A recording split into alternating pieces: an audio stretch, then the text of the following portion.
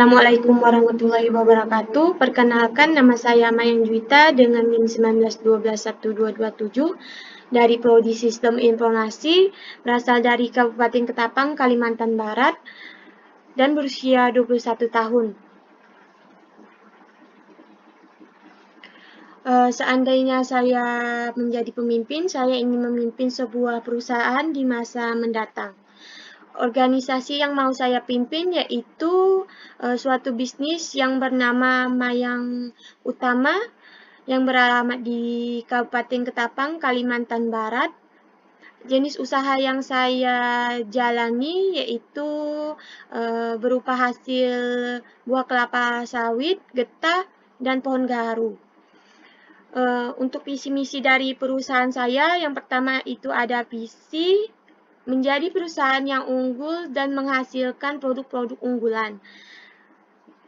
Selanjutnya ada misi yang pertama, menjalankan bisnis dan pelayanan perusahaan yang baik dan bersaing tinggi.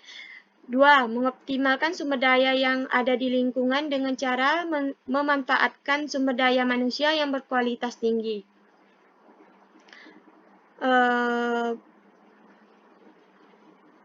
Proses pemimpin yang saya jalani, yang pertama itu membangun komunikasi terbuka antar karyawan.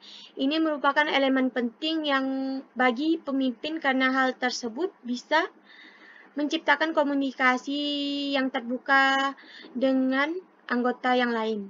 Selanjutnya, mempertahankan sikap yang positif. Dalam menjalankan pekerjaan, pasti ada saja hambatan yang dialami. Oleh karena itu, kita sebagai pemimpin dituntut untuk memberikan hal-hal yang positif. Semakin kita memberikan hal-hal yang positif, maka suatu hambatan akan terselesaikan dengan baik karena orang lain akan semakin reaksi positif satu sama lain.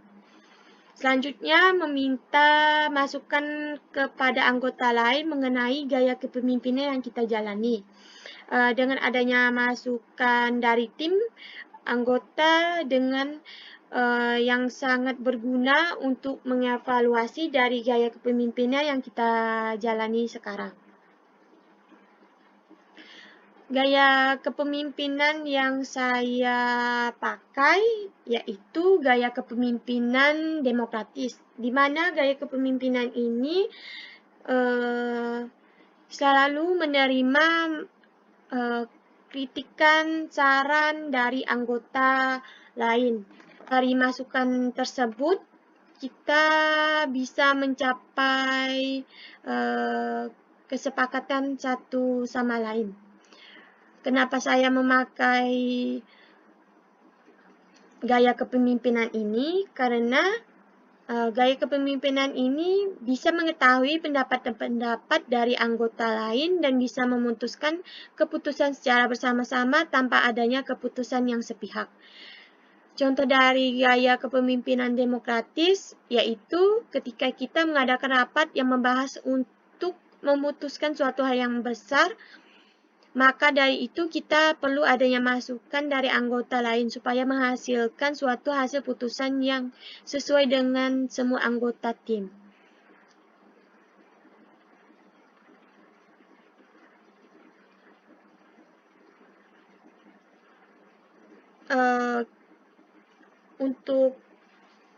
Untuk mencapai visi dan misi yang kita ingin tuju,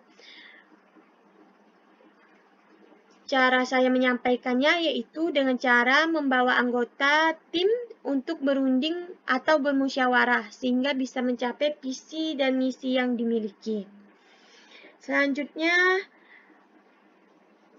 untuk menghadapi masalah internal maupun eksternal, yaitu dengan cara merangkul personil untuk bisa menyelesaikan masalah internal maupun eksternal agar bisa menyelesaikan masalah secara bersama-sama dengan bermusyawarah. Contohnya, misal ada anggota tim yang mempunyai pendapat yang bertentangan dengan anggota lain, maka dari itu kita sebagai pemimpin bisa merangkul anggota yang lain agar bisa mencapai tujuan yang diinginkan.